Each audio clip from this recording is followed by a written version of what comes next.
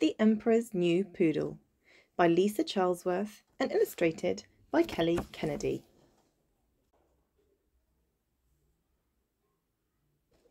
Once upon a time, there lived an emperor.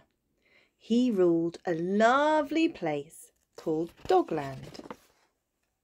Everyone in Dogland had a dog, except for the emperor.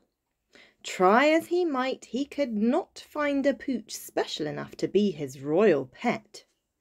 Then, one day, a stranger came to town.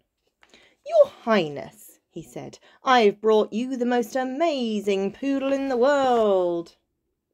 The stranger went on. "Its fur is the colour of cotton candy. It can read and write and dance and paint." The emperor smiled as he imagined the dog. "And best of all, this poodle is magic," said the stranger. "Magic?" exclaimed the emperor. "How?" "This dog is invisible to fools. Only wise people can see it," replied the stranger. The emperor's eyes widened. This poodle sounded perfect. It was beautiful and talented and smart. It could also help the emperor tell who was a fool. "I like what I hear. This poodle will be my royal pet," said the emperor. "Great," said the stranger. "It will only cost you 10 bags of gold." 10 bags! That was a lot of gold. Still, the emperor really wanted the poodle, so he agreed. "Wait an hour before you look inside the doghouse. The poodle needs its beauty sleep," said the stranger. Then he quickly left the palace and was never seen again. After an hour, the emperor peeked inside the doghouse. He was surprised to see nothing. "Oh dear," he thought, "but I am surely not a fool. Perhaps the magic poodle needs a bath to be seen clearly." The emperor called in the royal dog groomer. He told her all about the amazing poodle that could only be seen by the wise. Next, he asked her to bathe the dog and trim its curly coat. The groomer peeked into the doghouse and was surprised to see nothing. "Oh no," she thought. "If people know I can't see the dog, they will think I am a fool." So she pretended she could see it.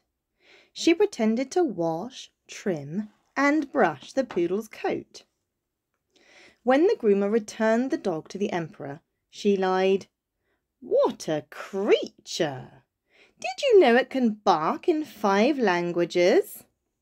The emperor grinned. The royal pooch parade was tomorrow. His new pet would be the star. The next morning the emperor woke up early. He crept downstairs and peeked into the doghouse. Oh dear, he still saw nothing. "I know I'm not a fool," he thought. "Maybe if I play with the poodle, it will get used to me. Then I will be able to see it." So he petted the poodle. He hugged the poodle. He taught the poodle tricks. Alas, his pet remained invisible.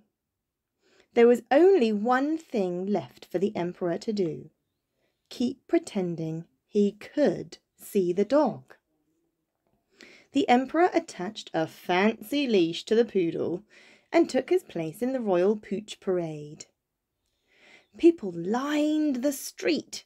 They all wanted to catch a glimpse of the incredible poodle that could only be seen by the wise. The emperor proudly walked past the crowds, but nobody could see the dog. Not wanting to appear foolish, however, everyone shouted, "Absolutely amazing! Super duper! Totally stunning!" Everyone, that is, except for one little girl with a ragtag mutt. The girl had been taught to always tell the truth. "There is nothing but an empty leash," she shouted. "The Emperor has no poodle at all." Everyone gasped. "The girl is right," the Emperor thought. There was no magic poodle. The stranger had simply tricked him. The Emperor thanked the girl for telling the truth. Then he petted her mutt. It was not fancy. It could not read or write or dance or paint, but it was a very nice dog. He asked the girl where she got it. "I got Wags at the animal shelter," she said. "They have lots of dogs that need homes. I'll take you there if you like."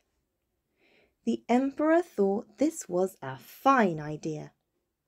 The Emperor picked out a brown and white poodle with scruffy curls and a crooked tail. He named the dog Magic. Then he and his perfectly imperfect pooch lived happily ever after.